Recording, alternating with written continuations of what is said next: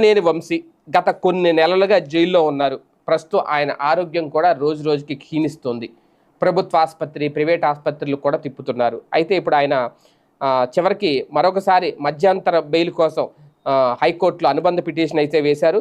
జైల్లో నా ఆరోగ్యం రోజు రోజుకి క్షీణిస్తుంది, సత్వరమే మెరుగైన వైద్య చికిత్స పొందాల్సిన అవసరం ఉంది, నాకు మధ్యంతర బెయిల్ మంజూరు చేయండి అని అభ్యర్థిస్తూ మాజీ ఎమ్మెల్యే వల్లభనేని వంశీ హైకోర్టును ఆశ్రయించారు.